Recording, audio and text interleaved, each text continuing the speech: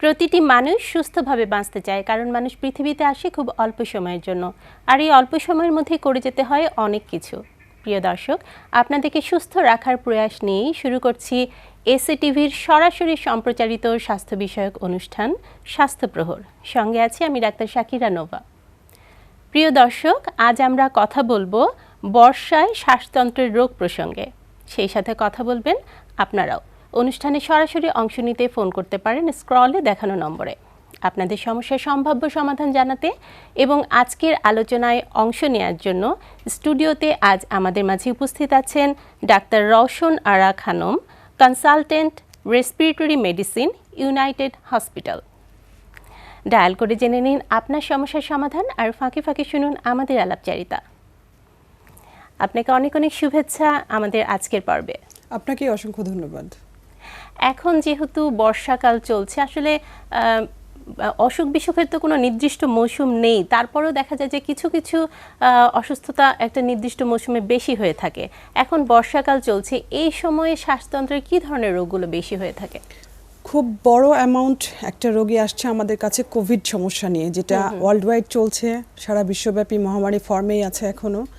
এর পাশাপাশি বর্ষাকালের মধ্যে মানে শুরু হওয়ার পর থেকে কিছু ভাইরাল ইনফেকশন নিয়ে পেশেন্ট আসছে। খুব কমন কিন্তু এই সময়টাতে শ্বাসতন্ত্রে ভাইরাল ইনফেকশন হয়, অনেকগুলো ভাইরাস এখন অ্যাক্টিভ হয়ে যায়। তারপরেও হচ্ছে যে কোনো ভাইরাল ইনফেকশনের পরেই কিন্তু ব্যাকটেরিয়াল ইনফেকশনটা একটা চান্স নেয়, একটা চান্স বেড়ে যায় ব্যাকটেরিয়াল ইনফেকশন হওয়ার, কারণ ভাইরাল ইনফেকশনের পরে রোগ প্রতিরোধ ক্ষমতাটা কমে আসে। আর এছাড়া যারা অ্যাজমা পেশেন্ট বা আগের থেকে শ্বাসকষ্টের অসুখে ভুগছেন বা সিওপিডিতে ভুগছেন, তাদের তো অল্প একটু যে কোনো ভাইরাল ইনফেকশনের সিমটমগুলো অনেক বেড়ে যায়। এরাও হচ্ছে যে তাদের উপসর্গগুলো একটু বেশি ফর্মে নিয়ে আমাদের কাছে আসছেন। আর বর্ষাকালে এই যে ব্যাকটেরিয়া বা ভাইরাস এগুলো হওয়ার যে আক্রান্ত হওয়ার সম্ভাবনাটা বেড়ে যায়, এটার কারণ কি? এই যে হিউমিডিটি বেশি থাকে বা টেম্পারেচারের একটা ব্যাপার, এটার সাথে কতটুকু সম্পৃক্ততা আছে? এই সময়ে হচ্ছে যে খুব হিউমিড থাকে, একটু ড্যাম্প টাইপের এনভায়রনমেন্ট থাকে, যেটা ভাইরাল ইনফেকশন মানে ভাইরাল গ্রো করার জন্য খুব ভালো একটা মিডিয়া হিসেবে কাজ করে আর কি।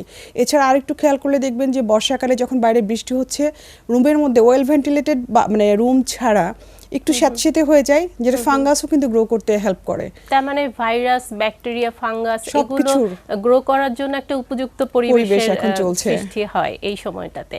আর এখন যেহেতু আমি বলবো যে করোনাকালীন সময়ে এখন কোভিড-19 প্রকোপ, এই সময়ে সাধারণত যেহেতু শ্বাসতন্ত্রের রোগগুলোতে কাশি, হাঁচি, কাশি এগুলো কমন, এগুলো থাকেই। এখন এগুলোর সাথে এটা কি মিক্স আপ হয়ে যাওয়ার কোনো সম্ভাবনা আছে কিনা, বা মানুষ এটাতে আতঙ্কগ্রস্ত হয়ে পড়ে কিনা? মিক্স আপ তো হবেই, কারণ হচ্ছে আমরা জানি যে কোভিডের খুব কমন সিমটম হচ্ছে কাশি, শ্বাসকষ্ট বা একটি জ্বর ভাবটা চলে আসে। সেটা যদি নর্মাল ফ্লু থেকেও হয়ে থাকে বা যে কোনো ভাইরাল রেসপিরেটরি ইনফেকশন থেকেও হয়ে থাকে, প্রথমেই রোগী আতঙ্কিত হয়ে যায় আমার সম্ভবত কোভিড। এবং এইটা ডিফারেন্সিয়েট করার আসলে ক্লিনিক্যালি তেমন তো কোনো ওয়ে নাই, আমাদেরকে আলটিমেটলি পরীক্ষা করেই এক্সক্লুড করতে হচ্ছে বা বলে দিতে হচ্ছে যে হ্যাঁ আপনার কোভিড না।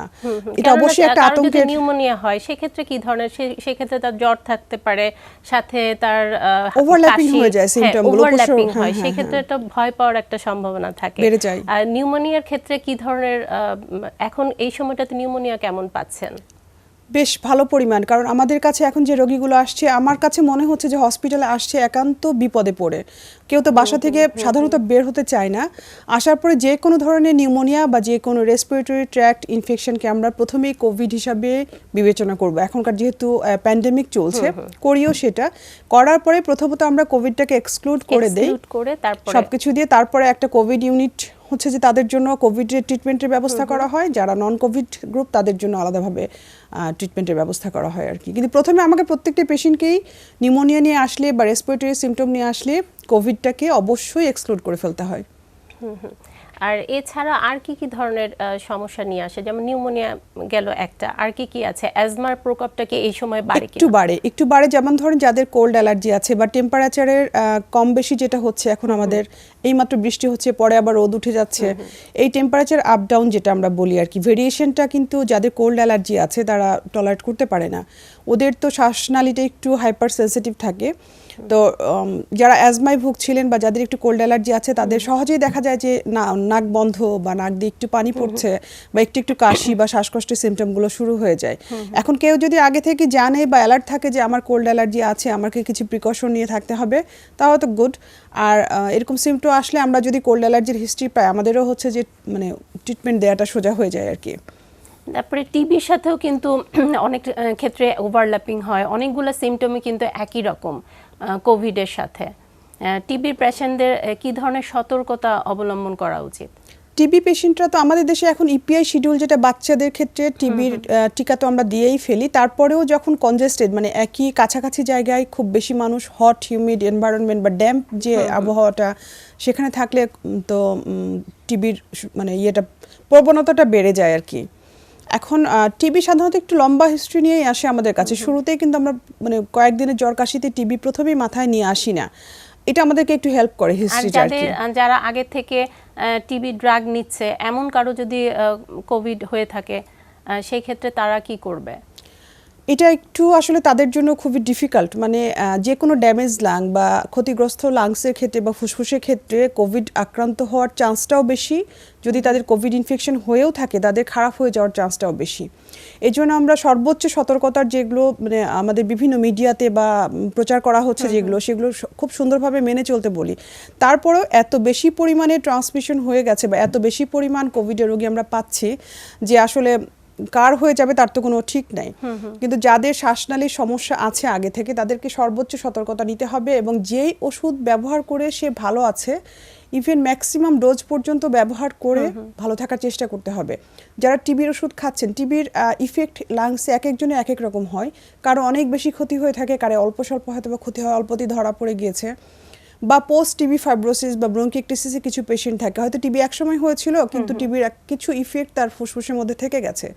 এই ক্ষতিগ্রস্ত ফুসফুসের রোগীদেরকে নিয়ে আমরা একটু কনসার্ন। মানে তাদের আসলে করোনা হলে ওদের রিকভারি করানোটা একটু কঠিন হয়ে যায়, তাদের মানে আলটিমেট ফেটটা খুব খারাপের দিকে চলে যায় আর কি। আর আরেকটা ডিজিজ আছে, এটাও বেশ কমন, যেটা হলো সিওপিডি বা ক্রনিক অবস্ট্রাকটিভ পালমোনারি ডিজিজ। এই সিওপিডিতে যারা ভুগছে তাদের জন্য নিশ্চয়ই অতিরিক্ত সতর্কতা কিছু অবলম্বন করা উচিত। সেগুলো কি কি? আমাদের একটা জিনিস মনে রাখতে হবে, মানে আপনি মনে হয় কোভিড রিলেটেড কথাটাই বলতে চাইছেন। কোভিডের এন্ট্রি পয়েন্ট আমাদের শরীরে ঢুকে হচ্ছে তিনটা রাস্তা দিয়ে। মেইন হচ্ছে শ্বাস প্রশ্বাস মানে নাক দিয়ে, তারপরে হচ্ছে যে রোগী যখন কথা বলবে বা কাশি দিবে মুখ দিয়ে বের হয়ে, আসলে আমরা যখন ইনহেল করি নাক মুখ চোখ, এই তিনটাই এন্ট্রি পয়েন্ট। এটা দিয়েই হচ্ছে করোনা ভাইরাসটা প্রথমে লাংসে ঢুকে যায়। সো ফার্স্ট আমাদের নজর দিতে হবে যে এই প্রোটেকশনের ওয়েটা, মানে আমরা এই তিনটে জায়গাকে যদি প্রোটেক্ট করতে পারি তাহলে কিন্তু আমরা অনেকটাই সেফ হয়ে গেলাম। আর সামাজিক দূরত্ব বলে যে একটা টার্ম এখন প্রচলিত, খুবই ইম্পর্টেন্ট। হয়তো যে ডিস্টেন্স আমরা মেনটেন করার কথা বলছি 2 মিটার, সেটা করলে ইনফেকশনটা আমার কাছে আসবেই না। এরপরে যদি আমি মাস্ক পরি বা চোখটাকে প্রোটেক্ট করার জন্য একটা গগলস বা চশমা পরি, আমি কিন্তু অনেকটাই সেফ হয়ে গেলাম। এটা অবশ্যই মেনটেন করতে হবে যতটুকু সম্ভব। এবং অনেক সময় দেখা যায় যে কেউ মানে হাত দিচ্ছে চোখে, সেই জন্য হ্যান্ড ওয়াশের অভ্যাসটা করা খুবই জরুরি। কারণ আমরা আরেকটু জানি যে কোভিড ভাইরাস বেশিক্ষণ বাতাসে থাকতে পারে না, যে কোনো সারফেসে পড়ে যায়। সো হ্যান্ড ওয়াশটা খুবই ইম্পর্টেন্ট। হ্যান্ড ওয়াশটা খুবই ইম্পর্টেন্ট। আসলে এই অভ্যাসগুলা আমাদেরকে মানে আমাদের সব সময় এটা ধরে রাখা উচিত। আমার কাছে মনে হয় এই কোভিড কিন্তু আমাদেরকে কিছু শিক্ষাও দিয়ে দিচ্ছে। কোভিড আমাদেরকে শিখিয়ে গেল, কিন্তু এটা আসলে ধরে রাখতে হবে। এটা ধরে রাখা হবে। মাস্ক ইউজ করার ব্যাপারটা, এটা তো শুধুমাত্র যে করোনা ভাইরাস প্রিভেন্ট করার জন্য তা কিন্তু না, অনেক ভাইরাস আছে। মোস্ট অফ দা মানে আমাদের শ্বাসতন্ত্রের যতগুলো অসুখ আছে সবগুলো ম্যাক্সিমামই হচ্ছে ড্রপলেট ইনফেকশন বলি আমরা। মানে আমরা যখন কথা বলি বা শ্বাস নেই কাশি দিচ্ছি, তখন বাতাসের সাথে মিলিয়ে যায়, মিক্স হওয়ার পরে আবার আরেকজন যখন সেটা শ্বাসের মাধ্যমে ভিতরে টেনে নিচ্ছে। এই ওইটা কিন্তু আসলে মাস্ক পরলে প্রিভেন্টেড হয়ে যায়। শ্বাসতন্ত্রের অন্যান্য রোগ যেগুলো আছে সেগুলোকেও কিন্তু প্রিভেন্ট করার জন্য মাস্ক ইউজ করাটা দরকার। আর কি কি ধরনের রোগ রয়েছে শ্বাসতন্ত্রের যেটা এখন কমনলি পাচ্ছেন? এই যে বললাম এর আগে যে অ্যাজমা, সিওপিডি বা ক্রনিক অ্যাটোপিক কফ বলে একটা অসুখ আছে, যেটা হচ্ছে কোল্ড অ্যালার্জি হোক, ডাস্ট অ্যালার্জি হোক বা যে কোনো, অনেকে ফুড অ্যালার্জিতেও হতে পারে, গলা খুসখুস করে, কাশি হয়, একটু ডিসকমফোর্ট থাকে গলায়, এরকম অসুখগুলো বা অ্যাজমার যে পেশেন্টগুলো নর্মালি মানে থাকছিল আগে থেকে, ওষুধ নিয়ে ভালো ছিল, যে কোনো ফ্লু, যে কোনো ভাইরাল ইনফেকশনে তাদের সিমটমগুলো অনেক বেশি বেড়ে যাচ্ছে এবং তারা আমাদের কাছে চলে আসছে। এবং এই ক্ষেত্রে ভ্যাকসিনেশনের একটা ব্যাপার আছে যে ফ্লু ভ্যাকসিন যদি বছরে একবার নেওয়া যায় সেই ক্ষেত্রে তারা অনেকটা ভালো থাকে, অনেকটা সেফ থাকে। এবং আমরা প্রত্যেকটা যাদেরই হচ্ছে যে ক্রনিক লাং ডিজিজ বা ফুসফুস যাদের ক্ষতিগ্রস্ত, তাদের বয়স যাই হোক না কেন, এবং এল্ডারলি পিপল যারা আছে উইথ আদার ডায়াবেটিস, প্রেশার, শ্বাসরোগ নেই, 65 অ্যান্ড অ্যাবভ, তার বেশি, তাদেরকে আমরা রিকমেন্ড করি। নিউমোনিয়া ভ্যাকসিন এখন পাওয়া যাচ্ছে লাইফ টাইমে একবার দিলেই হয়ে যাচ্ছে, সেটা একবার। এবং ইনফ্লুয়েঞ্জা ভ্যাকসিন বছরে যেটা একবার আগে ছিল যে 5 বছর পর পর দিতে হতো, সেটা এখন একবার দিলেই হয়ে যাচ্ছে। একটু কনজুগেট ভ্যাকসিন বাজারে অ্যাভেলেবল, আর হচ্ছে যে ইনফ্লুয়েঞ্জা ভ্যাকসিনটা বছরে একবার করে নিতে হবে। আর বাচ্চাদের ক্ষেত্রে যারা শিশু রয়েছে তাদের জন্য, তারা যারা অ্যাজমায় ভুগছে তাদের জন্য এখনকার এই সিজনে আপনার পরামর্শ কি থাকবে? আচ্ছা, এখন যেটা হচ্ছে যে বর্ষা নিয়ে আমরা যেহেতু কথা বলছি, মানে হঠাৎ করে হুটহাট বৃষ্টি চলে আসতে পারে। প্রথম কথা হচ্ছে বাচ্চাকে কখনোই মানে বৃষ্টিতে ভিজতে দেয়া যাবে না। যদি অনেক সময় বাচ্চারা বায়না ধরে একটু বৃষ্টিতে ভেজার জন্য, ওইটা আন্ডার সুপারভিশন হতে হবে আমার মনে হয়। খুবই শর্ট টাইম, আসলে বৃষ্টিতে ভিজতে তো সবার ইচ্ছা করে, নিয়ে এসে সাথে সাথে ওকে পরিষ্কার পরিচ্ছন্ন করে শুকনা পোশাক পরিয়ে ফেলতে হবে। বাইরে কোথাও গিয়েছি, এক্সট্রা একটা সেট বা ড্রেস বা টাওয়েল ওর জন্য রাখতে হবে, যাতে আমি তাড়াতাড়ি ওকে মানে মুছে ফেলতে পারি, পানিতে বেশিক্ষণ যেন না থাকে। তারপর অনেক সময় দেখা যায় বাচ্চারা মানে ওরা তো বুঝবে না যে কোন ভেজা ড্রেসটা কতক্ষণ পরে থাকলে, বা জুতা একটু ভিজে গিয়েছে সেটা চেঞ্জ করতে হবে, এই ব্যাপারগুলোকে ওকে একটু এডুকেট করতে হবে। ভেজা জুতায় কিন্তু বেশিক্ষণ অনেকক্ষণ মানে ঠান্ডা লেগে যেতে পারে, এটা ওকে একটু মানে এডুকেট করতে হবে এই ব্যাপারটাতে আর কি। একটু ভিটামিন বা প্রোটিন রিচ খাবার দিতে হবে, যাতে ইমিউন সিস্টেমটা বা রোগ প্রতিরোধ ক্ষমতাটা বেড়ে যায়। আর আসলে ওই যে বারবার পরিষ্কার পরিচ্ছন্নতার ব্যাপারটা খেয়াল রাখতে হবে, হাত ধোয়ার ব্যাপারটা, বা বাইরে গেলে তো এখন মাস্ক ম্যান্ডেটরি। আর যারা এল্ডারলি রয়েছে তাদের জন্য স্পেসিফিক ভাবে বা খাওয়া দাওয়াটা তাদের কেমন হওয়া উচিত, বা কি ধরনের প্রিকশন তারা নেবে এই সময়টা? এল্ডারলি পিপলরা আসলে মোর প্রোন টু ডেভেলপ কোভিড-19 ইনফেকশন। ইভেন আমরা এমনও পেশেন্ট পেয়েছি যে বাসায় ছিল, ছেলে মেয়ে হয়তো বাইরে, আমরা যারা ইয়াং তারা তো কাজের জন্য বাইরে যেতেই হয়, বাট এমন এসে হিস্ট্রি দেয় যে আমার আম্মা গত 4 মাসে কোথাও বের হয় নাই, কিন্তু তাকে আমরা মানে ভর্তি করতে বাধ্য হয়েছি যে কোভিড-19 ইনফেকশন হয়েছে। আসলে এল্ডারলিদের বা একটু বয়স্কদের কিন্তু রোগ প্রতিরোধ ক্ষমতাটা ক্ষয়ে আসে, একটু কমে আসে। তো সো ওনাদেরকে ডিস্টেন্সের যে ব্যাপারটা, সেটা আমি বারবার বলবো যে বাইরে থেকে এসে হুট করে আমরা বাইরের ড্রেস পরে তাদের কাছাকাছিতে যাওয়ার প্রশ্নই আসে না। সে আমি নর্মাল কাজে যাই বা আমরা যারা হসপিটালে বা হেলথ রিলেটেড কাজ করি, তাদের জন্য তো আলাদা করে ব্যবস্থা আছে যে তাদের কি কি প্রিকশন নিতে হবে, বা আমরা সেটা মেনটেন করার চেষ্টা করছি।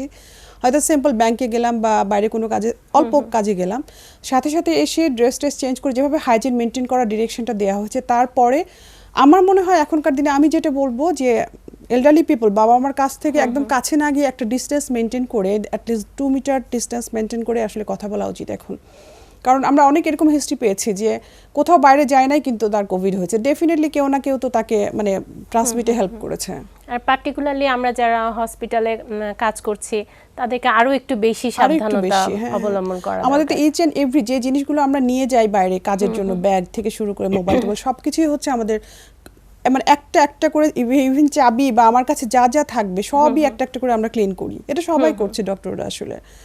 আবার যারা কোভিডে ডিউটি করছে ডেডিকেটেড হসপিটালগুলোতে, ওদের তো মানে আলাদা করে থাকার বন্দোবস্তও হয়েছে। সেটা হয়েছে। আর আরেকটা বিষয় যেটা হচ্ছে যে অনেকে অ্যালার্জিক রাইনাইটিস থাকে, নাক দিয়ে পানি পড়া, নাক বন্ধ হয়ে যাওয়া, এই ধরনের প্রবলেমও কিন্তু থাকে। তাদের কি করা উচিত? যাদের অ্যালার্জিক রাইনাইটিস আছে তারা কিন্তু আরেকটু রিস্কের মধ্যে পড়ে যায়, যে তাদের আবার একটু ব্রঙ্কিয়াল অ্যাজমা মানে অ্যালার্জি জনিত যে অ্যাজমাগুলো হয় বা শ্বাসকষ্টের অসুখের প্রবণতা বেশি থাকে। আমরা মোটামুটি রাফলি বলতে পারি এটা যে 1/3 মানে প্রতি 3 জনে একজন হচ্ছে পরবর্তীতে ব্রঙ্কিয়াল অ্যাজমা ডেভেলপ করে, যদি ওয়েল কন্ট্রোল বা টেক কেয়ারটা পুরোপুরি না হয় অ্যালার্জি। আমরা এই বিষয়গুলো নিয়ে আরো কথা বলবো একটা বিরতি থেকে ফিরে। প্রিয় দর্শক, আপনারা দেখছেন স্বাস্থ্য প্রহর অনুষ্ঠানটি। আমরা এবার একটি ছোট্ট বিরতি নিচ্ছি, ফিরছি কিছুক্ষণের মধ্যে।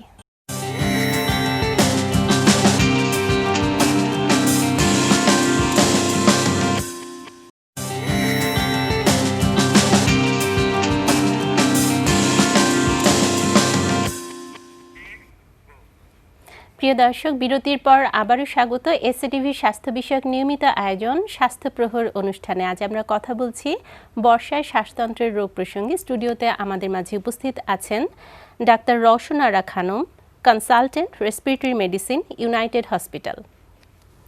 আমরা বিরতির আগে কথা বলছিলাম বিভিন্ন ধরনের শ্বাসতন্ত্রের রোগ প্রসঙ্গে, আর এখন একটু জানতে চাইবো যে এল্ডারলি পেশেন্ট যারা আছেন তারা কিন্তু অনেক সময় অ্যাটিপিক্যাল সিমটম নিয়েও কিন্তু আসেন, মানে তাদের ক্ষেত্রে তারা কি ধরনের সিমটমগুলো থাকলে আপনারা মনে করবেন যে তার কোভিড মানে হওয়ার একটা আশঙ্কা আছে? টিপিক্যাল সিমটম আসলে তো অনেকবার আলোচনা করা হয়ে গিয়েছে। আর টিপিক্যাল সিমটমের মধ্যে আমরা কিছু পাচ্ছি, পেশেন্ট একটু ডিজি ফিল করে, শুধুমাত্র মানে মাথা ঘোরাচ্ছে বা দাঁড়ায় ঠিক ভালো লাগছে না, এরকম একটা অবস্থা। অনেক সময় আরেকটা জিনিস বলে রাখি যে কোভিডে কিন্তু সব ধরনের অর্গান আসলে ইনভলভ হতে পারে। প্রথমত যদি আমরা ফুসফুসের কথা বলি, অনেক হার্ট অ্যাটাক নিয়ে আসছে, স্ট্রোক নিয়ে আসছে, বাট আমরা নিয়মিতই কোভিড করি, আসলে আমাদের হসপিটালে এটা প্রোটোকলেই আছে, তাদেরকে অনেককে আমরা কোভিড পজিটিভ পাচ্ছি। কারণটা হচ্ছে যে শরীরের মধ্যে যে রক্ত জমাট বেঁধে যাওয়ার যে ব্যাপারটা, এখন যে অর্গানের রক্তনালীতে জমাট বাঁধবে সেই অর্গানটাই অ্যাফেক্টেড হবে।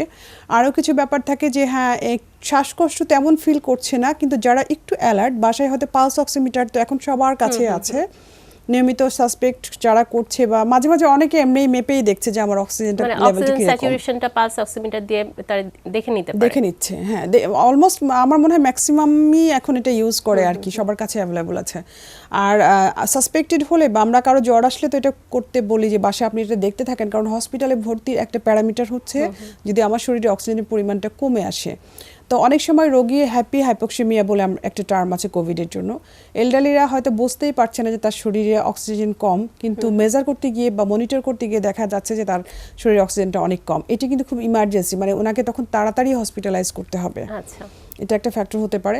সেকেন্ড হচ্ছে জাস্ট সিম্পল একটু ড্রাউজি ফিলিং, মানে জাস্ট অন্যদিন এল্ডারলি পিপল, আমার সিনিয়র যে সিটিজেন আছে, মেম্বার যে আছে বাসায় আর কি, দেখা যাচ্ছে অন্যদিন ঘুম থেকে উঠে যতটা অ্যালার্ট থাকে আজকে কেন যেন একটু মনে হচ্ছে স্লিপি, এটাও হতে পারে কিন্তু কোভিডের জন্য। আর রিসেন্টলি একটা পেশেন্ট আমি পেয়েছি, এটা তো বলা আছে আগে থেকে, যে র্যাশ নিয়ে আসে, নাথিং, ওনার কোনো সিমটম ছিল না, জাস্ট র্যাশ নিয়ে প্রেজেন্ট করেছে, জাস্ট হাতে পায়ে কিছু স্পট আর কি। তো তারপরে তাকে আমরা ওয়ার্ক আপ করে দেখলাম যে কোভিড।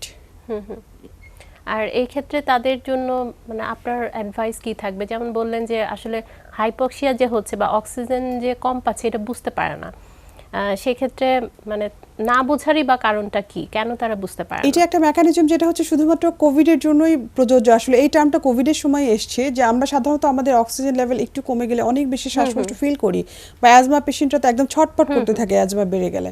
কিন্তু কোভিডে সাইলেন্টলি, এটা সাইলেন্ট কিলার অ্যাকচুয়ালি, মানে সাইলেন্টলি সমস্ত অর্গান হচ্ছে যে হাইপোক্সিক লেভেলে গিয়ে ড্যামেজ হয়ে যাচ্ছে, কিন্তু পেশেন্ট বুঝতে পারে না। আচ্ছা, আর আরেকটা ব্যাপার হচ্ছে যে পোস্ট কোভিড পর্যায়ে, মানে কোভিড হয়ে গেল, মানে ট্রিটমেন্ট করলো, ভালো হয়ে গেছে, তারপরে কি শ্বাসতন্ত্রের কোনো ধরনের সমস্যা হতে পারে? হ্যাঁ, খুবই সুন্দর একটা কোশ্চেন আসলে, কারণ আমরা অলরেডি 5 মাস পার করে ফেলেছি, অনেক কোভিড রোগী আমরা বাসায় ট্রিটমেন্ট দিয়ে পাঠিয়ে দিয়েছি বা ভালো হয়ে গিয়েছে। বিশেষ করে যারা লম্বা সময় হসপিটালে ছিলেন, যাদের হচ্ছে অনেক বেশি অক্সিজেনের প্রয়োজন হয়েছিল, মানে ফুসফুসের ইনভলভমেন্টের তো একটা পার্সেন্টেজ থাকে যে কত পার্সেন্ট ড্যামেজ হয়েছে। তো আমার এক্সপিরিয়েন্স বলে যে যাদের বেশি দিন হসপিটালে থাকতে হয়েছে, বা বিশেষ করে যে রোগীগুলোকে আইসিইউ সাপোর্টে যেতে হয়েছে, তারা ভালো হয়ে যাওয়ার পরে অলমোস্ট অল পেশেন্ট একটা কমপ্লেন করে সবাই, যে আমার খুব উইক লাগছে, আমি নর্মাল কাজে ফিরেছি বাট আমি খুব হাঁপিয়ে যাচ্ছি, এবং এটা ধীরে ধীরে টাইমের সাথে সাথে রিকভারিও হয়ে যাচ্ছে। জাস্ট আমরা একটু খাবার দাবারের দিকে নজর দিতে বলি, একটু এনকারেজ করি। কিন্তু কিছু পেশেন্ট চলেই আসে যে সে যে কাশি শুরু হয়েছিল, একটু ভালো হয়ে বাসায় গিয়েছে, সেটা সারছে না, মাঝে মাঝে শ্বাসকষ্ট হচ্ছে, এবং পরবর্তীতে তাদেরকে ফলো আপে দেখা যাচ্ছে যে লাংসের কিছু পার্মানেন্ট ড্যামেজও হয়ে যায়। অনেক বেশি ইনভলভমেন্ট যাদের থাকে তাদের পার্মানেন্ট কিছু ফুসফুসের ড্যামেজ রয়ে যায়, যেটা নিয়েই তাদেরকে হয়তো পরবর্তীতে লাইফটা চালিয়ে যেতে হবে। এবং এই সমস্ত রোগীদের জন্য আমাদের হসপিটালে আমরা একটা রিহ্যাব প্রোগ্রাম চালু করেছি অ্যাকচুয়ালি। যে কম্প্রোমাইজেশনটা তার হয়েছে, সেটা নিয়ে সে কিভাবে তার নর্মাল লাইফটা মানে মেনটেন করে যেতে পারবে। আমরা এখানে কিছু রেসপিরেটরি থেরাপি, কিছু রেসপিরেটরি এক্সারসাইজ, তারপরে তার ডিজিজ এডুকেশন, তার মেন্টাল বুস্ট আপ, সব কিছু ডায়েটারি প্ল্যান সব কিছু ঠিকঠাক করে দিয়ে একটা নির্দিষ্ট মানে এটা মানে পালমোনারি রিহ্যাবিলিটেশনের আমরা একটা প্রোগ্রাম চালু করেছি পোস্ট কোভিড। আচ্ছা, এটা এখানে অ্যাভেলেবল এবং এটা হেল্প করছেও। আচ্ছা, এটাতে করে পরবর্তীতে তাদের লাংয়ের সুস্থতা মানে ভালো করছে, মানে লাংটাকে ভালো রাখছে? হ্যাঁ, কিছু ওষুধ তো আমরা ব্যবহার করছি যাতে ফাইব্রোসিস না হয়ে যায়। কিছু ফাইব্রোটিক ওষুধ আমরা বা মেডিসিন আমরা দিচ্ছি রোগীকে যাদের বেশি ইনভলভমেন্ট থাকছে, ওইটা তো ওর মতো করে কাজ করে যাচ্ছে। সেকেন্ড ওয়ান হচ্ছে যে আমার ফুসফুসের ক্যাপাসিটিটা, ফাইব্রোসিস তো আসলে পার্মানেন্ট চেঞ্জ, এটা একবার হয়ে গেলে তো রিভার্স করবে না। এটা হওয়ার আগে আমি যতটুকু আমাদের রেসপিরেটরি থেরাপিস্ট বা যারা আছেন তারা হচ্ছে যে কিভাবে লাংসের ক্যাপাসিটিটা বাড়ানো যায় এবং সেটাকে ধরে রাখার যে ব্যাপারটা বা কোপ করার যে ব্যাপারটা, যে হ্যাঁ আমার ক্যাপাসিটি কমেই গিয়েছে বাট আমার এই কম ক্যাপাসিটি নিয়ে এখন আমার নর্মাল লাইফটাকে আমি কিভাবে হ্যান্ডেল করবো, এটা একটু প্র্যাকটিসের ব্যাপার আছে কিন্তু। আর এই যে ফুসফুসকে ভালো রাখার জন্য, মানে লাং হেলদি ফুড বলে একটা কথা আছে, যে ফুসফুসকে ভালো রাখার জন্য কিছু খাবার যেগুলো ফুসফুসের সুস্থতাটা বজায় রাখে, সেই খাবারগুলো কি কি, মানে কি কি খাওয়া উচিত? আচ্ছা, কি কি খাওয়া উচিত তার আগে আমি বলি কি খাওয়া উচিত না, সেটা জানা দরকার। পার্টিকুলারলি যারা স্মোকিং করে, স্মোকিংটা তো একেবারেই বন্ধ করা উচিত। আমার মনে হয় স্মোকিং কোনোদিনও কোনো কাজে তো হেল্প করেই না, অনলি ড্যামেজ করে। আর স্মোকারদের কিন্তু কোভিডের সংক্রমণ হওয়ার চান্স বেশি, সিভিয়ারিটি বেশি হওয়ার মানে সুযোগটাও বেশি। অবশ্যই সবাইকে আমি ইনভাইট করব এই মুহূর্ত থেকে স্মোকিং কুইট করার জন্য। সেকেন্ড ওয়ান হচ্ছে যে কোনো রেসপিরেটরি ইলনেস কোভিডের একটা টেনশন তৈরিই করে, আমরা চাই না কোনো লোক এখন বাড়তি একটা টেনশনের মধ্য দিয়ে যাক। যে কোনো ধরনের ঠান্ডা খাবার এখন পরিহার করতে হবে। আচ্ছা, সবসময় একটু গরম খাবার। যেহেতু এখন গরমকাল, মানে গরম সময়টাতে আসলে আমাদের ঠান্ডা খুব খেতে ইচ্ছা করে, ঠান্ডা পানি সবসময় খাওয়া বা আইসক্রিম, এই সমস্ত খাবার তাহলে এখন একদম অ্যাভয়েড করে চলাটাই ভালো। কারণ হচ্ছে যে এমনও হয়েছে যে আইসক্রিম খেয়েছিলাম, তারপর থেকে গলা খুশখুশ করছে, তারপর থেকে কোভিডের চিন্তাটা মাথায় এসছে। তো যাই হোক, হতেই পারে, এখন এগুলো অ্যাভয়েড করতে হবে। একবার গরম গরম খাবার খেতে হবে। কিছু মশলাদার ওই যে চায়ের যে ব্যাপারটা ডাইটিশিয়ানরা অ্যাডভাইস করেন, আসলে কিছু মানে অর্গানিক কিছুটা বেনিফিট তো অবশ্যই আছে, যে মশলা চায়ের ব্যাপারটা কিছুটা হেল্প করবে। তারপরে হচ্ছে যে খাবার, আপনাকে প্রোটিন রিচ খাবার খেতে হবে যেগুলো ইমিউন সিস্টেমকে বুস্ট আপ করে, যেমন এর মধ্যে জিঙ্ক আছে একটা, আমরা সাপ্লিমেন্ট দিয়েও থাকি, সেগুলোর দিকে নজর দিতে হবে। আর নর্মাল যে লাং হেলথ বলতে যেটা বোঝা যায়, যে লাইট এক্সারসাইজ লাইক ইয়োগা, আমরা লম্বা করে শ্বাস নিয়ে কিছুক্ষণ ধরে রেখে আবার আস্তে করে ডিপ ব্রিদিং এক্সারসাইজটা আমরা সবাই করতে পারি। এটা কিন্তু জাস্ট আমাদের প্র্যাকটিসের জন্য, আসলে এটা শুধু কোভিডের জন্যই করবো তা না, আমাদের আসলে এটা লাইফস্টাইলের সাথেই মানে মিশে যে একাকার হয়ে যাওয়া উচিত এখন থেকে। আর আসলে যে কোভিড থেকে কিন্তু আমরা কিছু আমাদের লাইফস্টাইলে চেঞ্জের যে ব্যাপারটা, এটা কিন্তু আমরা অনেকটাই এখন কোপ করে নিয়েছি, অনেকেই কিন্তু এগুলো মেনটেন করছে, পার্টিকুলারলি খাওয়া দাওয়ার ব্যাপারটা বা এক্সারসাইজের ব্যাপার, এই সমস্ত। আর খাবারের কথা যেটা বলছিলাম, যে আদা, এটাও কিন্তু আমাদের ইরিটেশনটা কমায়। তার মানে আদা চা খাওয়া, একটু গরম পানি খাওয়া, এগুলোরও তো দরকার আছে এই সময়টা। আর এছাড়া আর কি কি অ্যাডভাইস করবেন, বা দর্শকদের উদ্দেশ্যে যদি আপনার কিছু বলার থাকে এই সময়? কোভিড আসলে আমাদের যেহেতু নির্দিষ্ট কোনো ট্রিটমেন্ট বা কোনো ভ্যাকসিন আমরা এখন পর্যন্ত হাতে পাই নাই, এখন পর্যন্ত সবই হচ্ছে আন্ডার ট্রায়াল। সো আমি অ্যাডভাইস করব যে সবসময় যাতে পরিষ্কার পরিচ্ছন্নতার লেভেলটা, social distancing is the main thing, এই সামাজিক দূরত্ব অবশ্যই মেনটেন করে চলার চেষ্টা করতে হবে, যদিও খুব ডিফিকাল্ট আমাদের মতো জনবহুল দেশে। নাম্বার 3 হচ্ছে আমার 3টা এন্ট্রি পয়েন্ট যেটা আমি বললাম শরীরে, সেটাকে অবশ্যই প্রোটেকশন নিয়ে তারপরে আমাদের বাইরে যাওয়া উচিত। আর সাবধানতার তো আসলে বিকল্প নেই। যদি কারো কোভিড হয়েও থাকে, ভয় পাওয়ার কিছু নেই। কোভিডের সাপোর্টিভ ট্রিটমেন্ট বা কোভিড নিয়ে যতটুকু কাজ করার আমরা তো আছি ইনশাল্লাহ। আর যেটা হচ্ছে যে আসলে যদি অন্যান্য কোনো কোমরবিডিটি না থাকে, সাথে যদি অন্যান্য অসুস্থতাগুলো না থাকে, সেক্ষেত্রে আসলে তেমন রিকভারিটা স্পিডি হয় সেক্ষেত্রে। তবে একটা দিক মেন্টাল বুস্ট আপ বা মানসিক শক্তিটা কিন্তু থাকতে হবে। আসলে মানসিক জোরটা রাখা এটা খুবই ইম্পর্টেন্ট। মানসিক দিক থেকে মানুষ আসলে ভেঙে পড়ে। আমরা আসলে আজকে বেশ কিছু ইম্পর্টেন্ট ইনফরমেশন জানতে পেরেছি। আপনাকে অসংখ্য ধন্যবাদ জানাচ্ছি আমাদের স্টুডিওতে আসবার জন্য। Thank you. প্রিয় দর্শক, এই ছিল আমাদের আজকের আয়োজনে। দেখা হবে আগামী পর্বে নতুন কোনো বিষয় নিয়ে। সে পর্যন্ত সবাই ভালো থাকুন, সুস্থ থাকুন, নিরাপদে থাকুন। ধন্যবাদ সবাইকে।